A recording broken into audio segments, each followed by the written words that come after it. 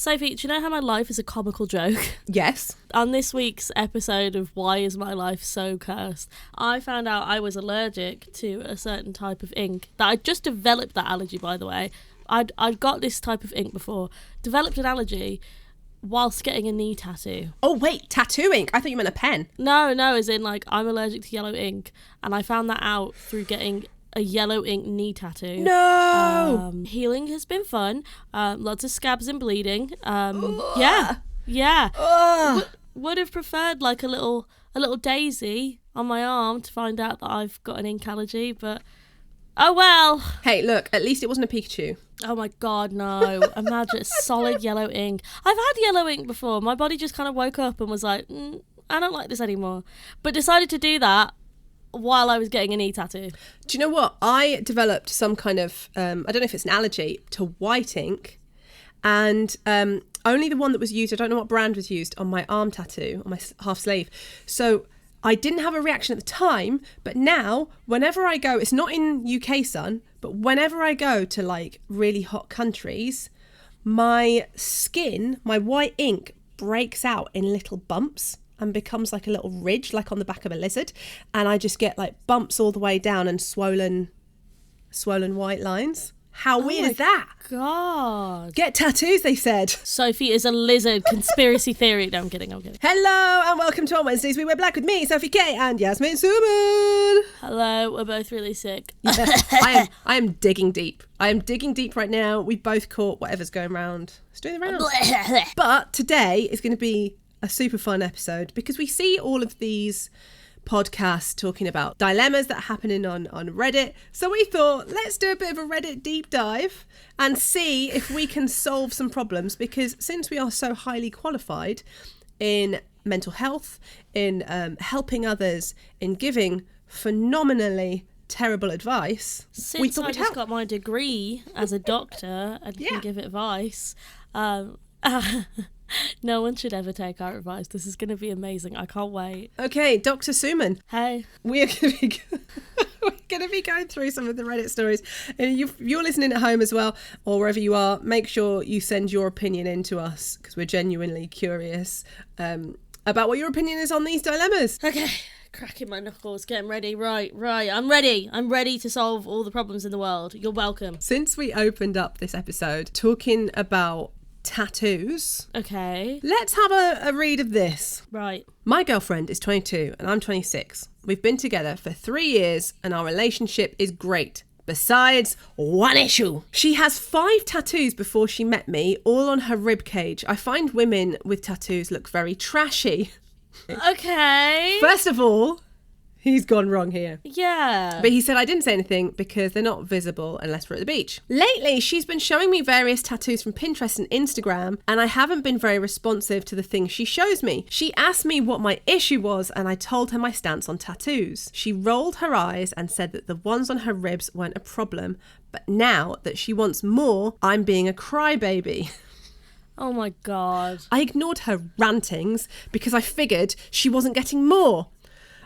We have more than enough money for them, but she hasn't got one in 3 years, so I figured she wouldn't. I was wrong. You are wrong. You are wrong. Let's start there. You're wrong. Even if someone has like a tiny circle, like just a dot on them, they're going to get more. Like tattoos, you don't just get one. You don't just get one. You don't just get one. It's kind of like having a baby. Most people have a baby and they're like, oh, the pain wasn't that bad, and then have another one. Yeah, but then some people are like, I definitely don't want one. Good point. And some people are the same with tattoos. If anything, tattoos are like children. And if you don't want children, don't get with someone who already has children. It's like simple. And if you don't want to date someone with tattoos, don't date somebody who has tattoos. Already, we're fixing it. So we sat together over a coffee and her dad started talking about wanting to see the tattoos. He shot me the dirtiest look ever, knowing I'd told him. Oh no, she shot me the dirtiest look. So basically this guy went and told her dad. Oh my God, no. So, and then it all kicks off. She started to cry, asked why I even dated her. I had such an issue with tattoos. And her dad tried to tell her that she needed to calm down, but she stormed off and told me she'd Venmo'd me the money for an Uber home.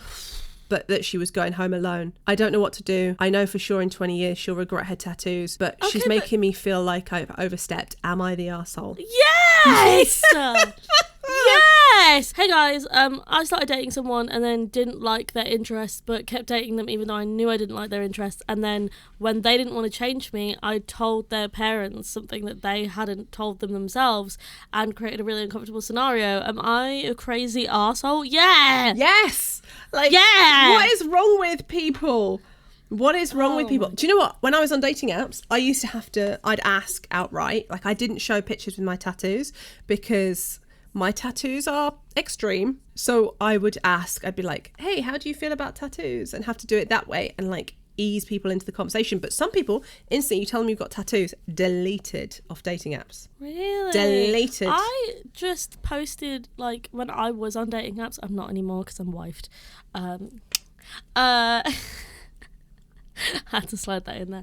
When I was on dating apps, I used to just post photos with my tattoos. I'm very much like I put everything out there, and if you want it, slay. If you don't want it, that's your loss. That's your loss. Yeah, it's Womp womp. It's hard. But imagine dating someone for, what was that, 3 years? 3 years! 3 years, and then all of a sudden you're going to start telling me after 3 years that you don't like something that is permanently on my body. That's so crazy. Imagine thinking you can change someone in 3 years.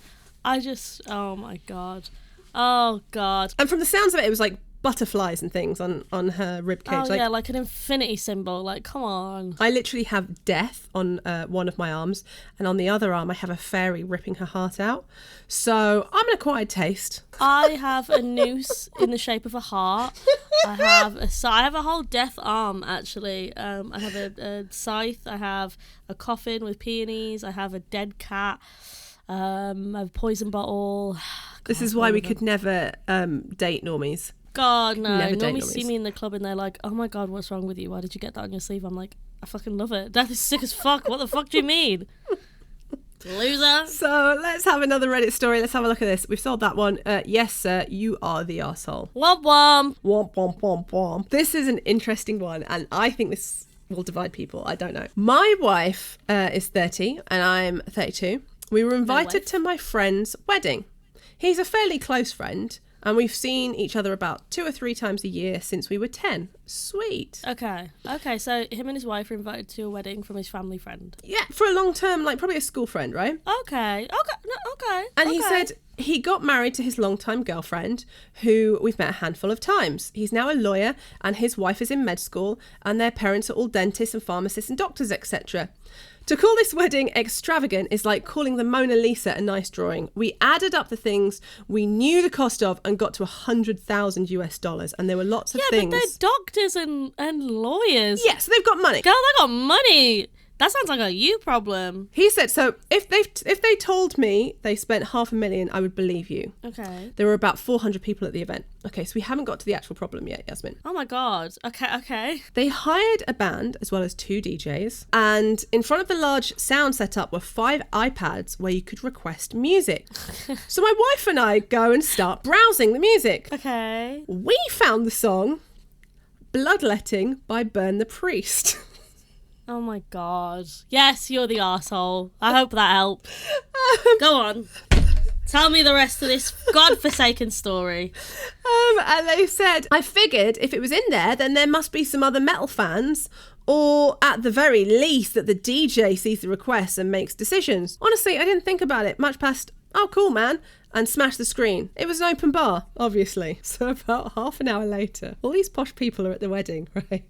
They're having a lovely time, all these rich people. Guess what song comes on? Now, if you haven't heard this song, it's a very intense song. This guy's like, my wife and I go, fuck yeah! And we run onto the dance floor and we're headbanging, body checking my wife. I look up to see that we're the only ones on the dance floor and the bride is yelling at the DJ. Oh my God, yeah. Imagine all these, like, all your posh families there, and then, okay. You are the arsehole. Hope that helps. And then it didn't take long for everyone to figure it out. She fucking lost it. She said, we ruined her wedding. We're terrible people. Something about Satan at a godly event. I wish I could remember more of what was said because it was amazing. She storms off and the bridesmaids follow. And I find my friend, the groom, and try and smooth things over. He's not mad at all. He thought it was hilarious and was about to grab his groomsmen and join us, but his wife stopped him. Boo! I apologise for causing what was probably the first fight as a married couple and asked if he could use his lawyer skills to help me get back on his wife's good side. And he said not even he's that good a lawyer. So they had a bit of a joke. He said, the day after the wedding, I start feeling bad. With the alcohol cloud now gone, I feel like maybe I was the arsehole for picking such an intense song at a wedding. Hear me out. If I could have it my way, I'd play Knock Loose at every wedding. But if it's not my wedding, people might not like that song. I feel like if you're a guest at a wedding, you kind of got to know your place. Don't tread over the line, you know? Just like enjoy the free food, enjoy the free bar, live the vida loca. But I feel like you should have known going into that it was not going to end well. Like, come on, scan the room, see if there's anybody else there, do a little bit of reflection. But to say that ruined the wedding day is an over exaggeration from the wife for sure. I think it's hilarious. It's a bit of fun. I think it's hilarious. I think it's the kind of thing, okay, I wouldn't do it now that I'm a bit older, but it's the kind of thing I definitely would have done in my 20s if I went to someone. Oh, it's a thing that I would do now, but I know I'm an arsehole. Like, imagine going to someone's wedding and it's like, I get weirded out by events that are too posh and too much money spent on them. It gives uncanny valley. I'm like, everyone's a bit too nice. Weddings freak me out, Yasmin. Weddings freak me out. Well, that's because we have trauma, but I think I know why that is, but go on. Oh, thank you I'll take a note of that for my next week's therapy session. And by that, I meant getting my tattoo. I feel like people take weddings way too seriously. Yeah. Way too, like, it isn't just a celebration. I know it's a celebration for you and your love, but it's also a celebration with your friends. So let them express themselves. I mean, it wasn't my neck, my back, my pussy, and my crack. Do you know what I mean? Right. You know, there could have been worse songs. There could have been worse songs. There could have been worse songs. Let Me Smell Your Dick is my current favourite, which I think has been doing the rounds on TikTok recently. I love that. Yeah. Song. Okay, so are we going to say arsehole or yeah? I'm going to say arsehole because you knew what you were doing when you did it. Sometimes you've got to accept that you are the arsehole, but it's still funny. Like, it's funny. It's on a principle, it's funny, but you are the arsehole, but it's funny. This is a story that's actually come up before on our podcast, I think, but for a different reason. And I found it really interesting that this is also happening to someone on the other side of the globe. Okay. We will have to have a backstory for this to make sense. My daughter, who was 7 at the time, and me decided to go to a metal concert. Slay. Arch enemy. I love that.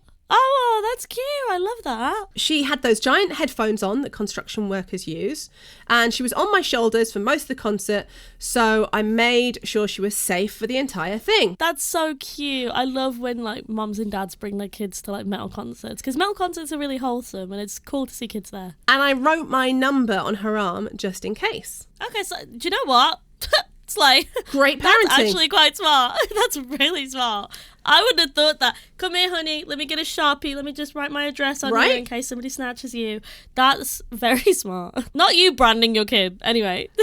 She's not saying I tattooed it on there. I just wrote it on there with a pen. That's smart. She had a blast, and it was a night we really treasure. My mum expressed her doubts, as she knows how brutal some metal shows can be, but I went anyway. I have some photos from the concert up on my wall. It was a fun night, and I wanted to remember it. Now, to the main incident. I had some people over, and they spotted the photos. They asked me what they were of, and I explained it. Well, they thought I was a bad mother for taking a 7-year-old girl to a metal concert, and it really ripped into me. I've definitely seen posts where kids are at concerts and not well liked, and now I'm overthinking everything. I don't want to be that person. Be that person. Because I don't want to overanalyze pop and stuff. But Taylor Swift, Olivia Rodrigo, even Miley Cyrus all swear in their songs, all have complicated themes, adult themes about breakups and more nudity. sexy times and nudity. More nudity on stage, like there's a lot more sexualization. Yeah. And I feel like if you're going to take your kid to Taylor Swift, I'm sure you can take them to a metal show, because you'd be surprised, but like taking them to something like Disturbed, Actually quite wholesome. Also, a lot of metalheads are a bit older, so a lot of them are parents themselves. Thank you, Yasmin. Fact delivered. There we go. Bish bash bosh. And also, metal shows are cheaper. Like, okay, take your kid to go see Taylor Swift, slay, do whatever they're interested in. You'll be paying thousands of pounds for seats and then merch and then like what? Like, but a metal show is like what, £20 plus like a £30 shirt. When was the last time you haven't been to a metal show in a long time, Yasmin? They're £40 now. Don't. You haven't paid in a while. That's the perks. That's the perks of being a journalist. Yasmin's like, I haven't paid. I've never paid for a concert. You journalist scum. No. But yeah, schlub. People are so mean, but I think they also didn't like the fact that a kid might annoy other people at a gig. But I don't feel annoyed by kids at gigs because I can't hear them, and so I also think they're just really cool because I'm like, wow, a kid at a gig that likes his music. People think that kids at gigs are gonna be like annoying like they are in supermarkets or in public places where they scream and they throw tantrums, but because there's something so big and spectacular happening on stage that they've never really seen before because they've lived such a short life that this is like the first experience they're having, they're so immersed by that. They are the least annoying people there. Drunk dudes and people in the pit are more annoying than kids at shows. And usually the kids are stood somewhere safe because you wouldn't have your kid right next to you in the pit. No. You would have the kid in the back on the shoulders. No, I think that's quite wholesome. I love seeing kids at shows. So down with all, like, what kind of friends were coming around to your house to start telling you how to parent? I know. And then also, do you know what this reminds me of? Do you know when parents are like, I take my kid to Claire's to get their ears pierced because piercing and tattoo shops are so dirty and filthy and oh, they're so scary and I don't want to set that example for my kid. Claire's is so much safer, but it's actually the opposite. Claire's use piercing guns or used piercing guns and don't have as sanitary of a piercing space as a piercing studio, because a piercing studio and a tattoo studio are dedicated to that one thing, so they have to keep the entire place sanitary, and a lot of them, especially in the UK, have to follow local council rules and are constantly inspected and are penalised a lot more than a store that happens to have a piercing corner where anybody can just run up, grab anything. It's right next to like hair accessories and like bags and stuff, so people can, I could just go up and lick a Claire's station. I could not go up and lick a piercing station in a piercing shop. I would get kicked out. No one would know in Claire's. Facts. Do you know what? Don't get us. I would rather a 49-year-old man. I would rather a 49-year-old man who's had like 20 years of experience piercing, who's got like loads of burly tattoos, right, and is super hench. I'd rather he pierce my niece's ears than a 16-year-old facts part-time worker who isn't being paid enough to give a shit. Okay, I'd rather that. It took me learning later in life to learn that it's actually less painful as well when you get it done with a needle in a piercing studio. It's less painful than when you get it done with a gun, because when I was like 15, 16, I went and got my ears done in Claire's with a gun, and who hasn't? They're wonky. My ear piercing is wonky, and it was so painful. Do you want to hear something insane? This is gonna gross you out. This is gonna gross all of you out. So I got my ears pierced in Claire's when I was 7. The piercing back got stuck inside of my ear and is stuck inside of my ear to this day. What? I can feel it. It's right here. It's like here. The actual metal piercing back is stuck on the inside of my ear. And I actually don't know what to do. I feel like I should probably go to someone and be like, I need to get this removed, but I don't know how. Are you fucking serious? Yeah, I'm dead serious. You can feel it. You have to have that cut out. How did it not grow out of you? I don't know. It's like in the actual like there's a layer of tissue around it. It started becoming a part of my ear. You're like one of those people that get shot and they still have to have like part of the bullet because it's too close to their hearts. They can't have it operated. You should probably get that cut out, Yasmin. Maybe. That can't be sanitary. Maybe. So maybe that's our advice that we need to ask everyone listening. Should Yasmin have the ear back of a piercing cut out of their ear? It's been in there since I was 7, so like over 10 years now. So you feel like it's a friend now? I feel like it's a part of the ecosystem of my body, and if I get it cut out, I'm losing a part of me.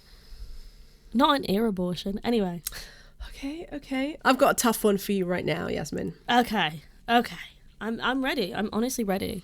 For context, my brother has spent his entire life borderline worshipping old school rock bands like the Beatles, Queen, the Stones, Led Zeppelin, and pop like Elvis and David Bowie. Okay. Which is kind of weird for a kid of his age, but who am I to judge?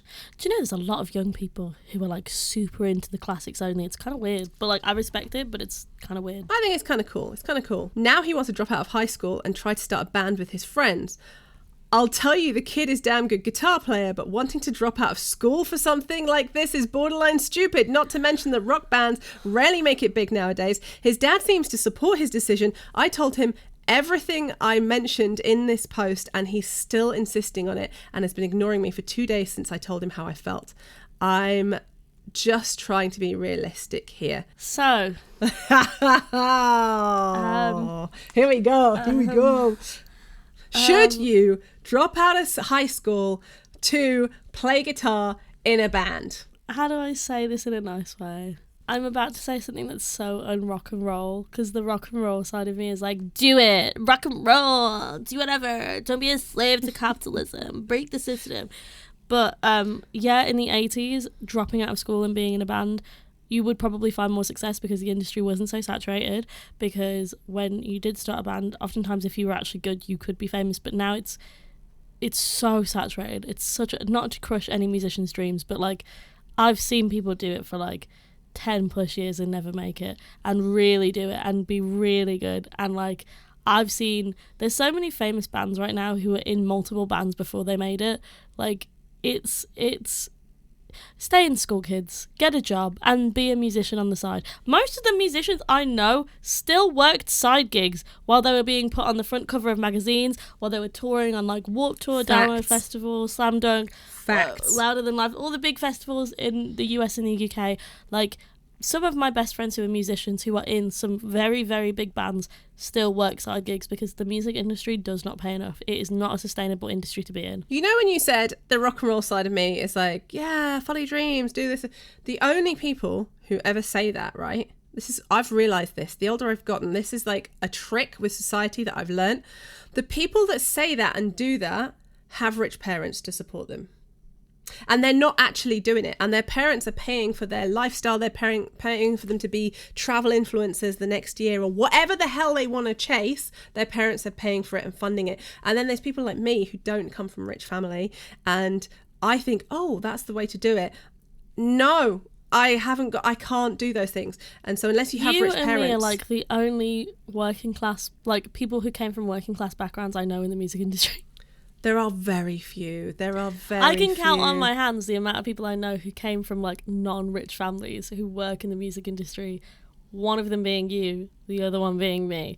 It's fucking crazy. It's actually crazy. Should we do an episode?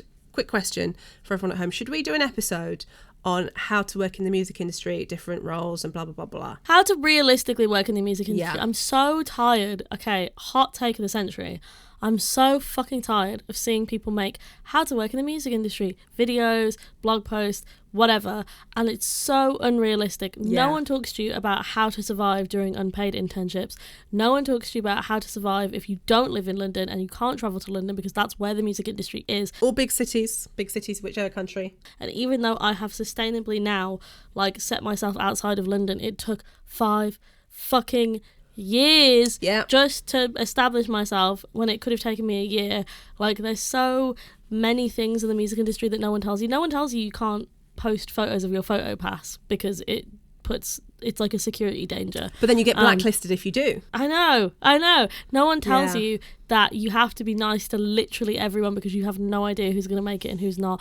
No one tells you that like, yeah, bands are cool, but they are not the most important people you need to be nice to. PR and managers are the people that you need to kiss ass to. Fuck the bands. Like, managers and PR are the people that you need to be nice to. No one tells you that it doesn't pay well and the rates that it pays. No one tells you it doesn't pay well. That is the biggest fact. That is it. No one tells you that, like, your peers get paid more than you and won't. Like, there's just so much. I will happily do an episode about what it's like working in the music industry. Hell, the worst thing ever. I would rather be honest though, because people are like, oh, it's so fun, get into the music industry. No, I actively tell people don't get into the music industry unless you're ready to hate your life. Do you know what? My dad is a bit of a disorganised stoner hippie, but I'm going to give you a piece of advice that he gave me when I was looking for my courses for university, which is college in America. He said to me, because I wanted to study performance, like, I wanted to be a presenter, so I was like, this is what I'm going to study, presenting. So he said to me, I want you to study something else and do it as combined. So you study performance, but then also study something else you could potentially be interested in that you could do at the same time. And so I wanted to do marketing, but I didn't get into that. But I studied like cameras, editing, techniques of like communicating with audiences. I studied the behind the scenes stuff at the same time. So if you're wanting a job that's hard to get into, study something that is not as hard to get into, but could still interest you at the same time. That is the key, because then you'll always be able to have work. And then if you fall out of love with the industry, or if like anything happens, you've always got a backup. And that was the best advice I think he's ever given me, apart from also to never buy a brand new car when you've just passed your test. Yes. Also, I did the same thing. I did an entire journalism degree, a journalism and digital media degree. So like, it wasn't just music journalism. I learned everything. I learned how to operate cameras. I learned how to present. I learned how to do radio. I learned how to do social media. Like, and I do that now more than I do writing journalism and music journalism. So keep your options open. I will definitely do an episode on that. I could sit here for hours and talk about this, but we're already planning the next. I love this. Do you want to give me the next okay, Reddit dilemma? The next one. Okay. I was at a Queens of the Stone Age concert recently, and the venue has a floor area and a stadium seating area in the back where I was. About 90% of the people were standing, but a small strip in front of me and behind me were not. A couple of songs in, I was feeling the music and wanted to stand. Also, I'm 6'2", and there wasn't much leg room, so my legs were cramping. I stood and the people behind me got pissed and said I was being inconsiderate. They kept yelling at me, and instead of standing themselves, I scooted over as far as I could, but wasn't able to get completely out of the way. But again, nearly everyone else in the entire venue was standing, and these were able-bodied people who just preferred to sit. There wasn't anywhere else I could go to stand that wouldn't obscure their views. Am I the arsehole? Oh. I think we need to put this to bed, because I don't know people have skewed opinions on this. If you're going to a concert and you've got seated tickets, you still stand, right? Depends how old you are, mate. It depends how old you are. Sometimes I just want a good sit down. Sometimes I just want to watch the gig and sit down and enjoy a drink. But if someone in front of me is stood up, I'm not going to be like, how dare you? Because it's a concert. Like, I go, for fuck's sake, and then lift myself out the chair like an old woman. I feel like it's the concert as well. Like, if you're going to see a really popular, like a Bring Me the Horizon, of course people are going to stand. Yeah. But if I'm going to see like a classic symphony orchestra, yeah, I'm sat and I'm not getting up. Do you know what? I must say, when I went to see Sleep Token, every time I've seen Sleep Token, I have also seen that there were seated tickets, and everyone stayed seated because it's a lot more mellow. There was no moshing. Yeah. There was no like. There was a bit, but it was a lot more mellow, or like City in Colour, or something a bit slower. So, but Queens of the Stone Age, you've got to air guitar and rock out, right? So yeah. I don't know. I feel like this is going to cause an argument. Should you stand if you've bought seated tickets? Because people do. I've stood for certain artists. Like when I saw SZA, I stood. When I saw Bring Me the Horizon, I stood. Even though I bought seated tickets, I stood because everyone else was stood up. I once got tickets in seated because that's all that was left. I wanted to be standing. I was with my friends and we were like, yeah! We were shouting and singing. We were singing along, and I got told to shush. Ew, I hate that. I hate when people shush you. But then, do you know what? Okay, I have had a revelation recently. I have this. So I'm very much in the camp of let people do what they want and let people enjoy things and stop being mean, right? But I do now understand when someone is talking during a set and it's not them singing along, it's not them enjoying the concert, it's them fucking yapping away in the back. Oh my God, I saw a band called Uninvited the other day, and they were great, they were amazing. And they were the support band for another artist that was playing that night. And the entire set, the people behind me were yapping. And in all the videos I've got, you can hear it.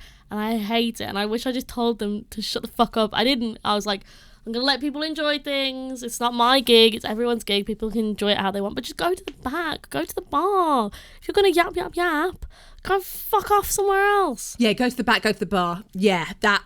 I was about to say there's nothing wrong with talking at gigs because sometimes I catch up with friends at gigs. But go to the back. But go to the back. Why are you in the crowd? Go to the bar. Go to the merch table. go to the toilets. Like, there's other places to catch up and have your little girly pop chat. Not between the support acts, man. Yeah. They're called support acts for a reason. I gotta support my bitches. So you're saying that because we know what it feels like. We've done DJ sets where people just talked.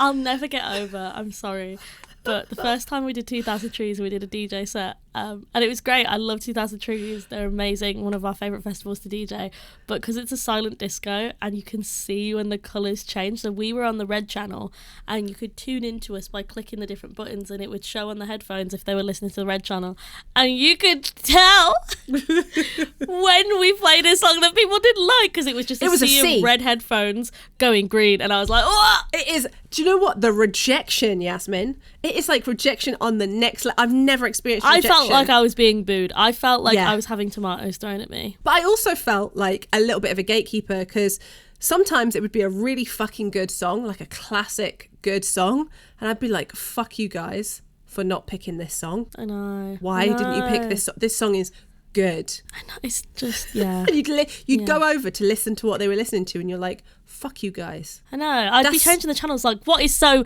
much better than us? And it would be the same song we played like 10 minutes ago. Yes. Sick of it. You'd be like, fuck this shit. Yeah, silent discos are savage for the DJ. Okay, so let's do one. They're humbling. They're so humbling. One more Reddit question that came up that I thought we could fix. What is the male equivalent of a big titty goth girlfriend? I'm gonna kill myself. Shut up.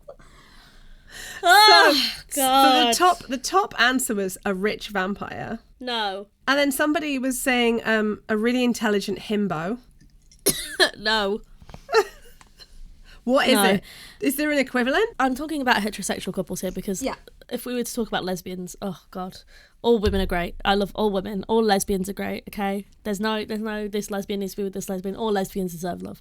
But if we're talking about heterosexual couples, a big titty goth girl is typically dating either they always date the soft dudes, whether it's like a guy with a beard, long hair, looks super scary and tough, and then is actually just like a soft little angel, or they date the little lanky dudes who look like they haven't slept in 40 years, who wear like the fisherman beanies and have the cuffed pants and paint their nails, and it's for every big titty goth girl there's a soft unslept emo boy. But it can also be metalheads, because I think the metalheads can have the long hair and so I just think it's men who overthink, like soft boys who overthink everything, soft boys who paint their nails. Yeah. But also, I don't know, I hate the phrase big titty goth girl. Stop it. Do you? Why? Tell me. I think because people assume that big titty goth girls are just these scary, mean women who just want to be degraded, and it's like, actually they're just, hear me out, women are human beings. International Women's Day, Women's History Month, God bless us all. I've just ended sexism, you're all welcome. Women are people too. Breaking news. Women are, I just feel like men now use that terminology to sexualize women and degrade women, and it's like, it used to be an endearing term, and it still can be an endearing term if used by women and femmes, but I feel like, or alternative people. I feel like men who have nothing, like the most normie, ugliest, basic ass, mean, would have bullied me in high school, horrible men will be like, I like a big titty goth girl, and it's like, you would cry if I showed you how I did my eyeliner. I'm good. Hear me out though. Part of me is kind of here for it, because this is the trend that I've seen within rock, what ends up happening. So you have the rock fans, right? As they get older, or like I've seen this mainly in the industry, like especially with people in bands and journalists and what people working in the industry, they then start dating normies because they want to achieve what they didn't achieve in high school. Yeah. So I'm not going to say which rock stars, but you get a lot of rock stars who just date normal people. The women are left covered in tattoos, looking alternative and terrifying the normie men. So the normie women have no one left. So maybe the big titty goth girlfriend is a good thing because it opens up the choice for tattooed women, maybe, to be more accepted in society rather than Because, like, tattoos are cool on guys, right? But they're not seen as cool on women. I think we should all just be lesbians, because I'm telling you now, the lesbians love everyone. Okay, well, is that your words of wisdom for this week? That is my words of wisdom. If you can be a lesbian. My words of wisdom are, if you turn to Reddit to ask, am I the arsehole? You're probably the arsehole. You probably are, unless it's about taking your kid to a gig, and then you're definitely not. If you want to follow us, you can follow us at We Wear Black Pod on Twitter, Instagram and TikTok. I'm at Yasmine and Sophie on everything. And to follow me, it's at I am Sophie K. Bye! Bye.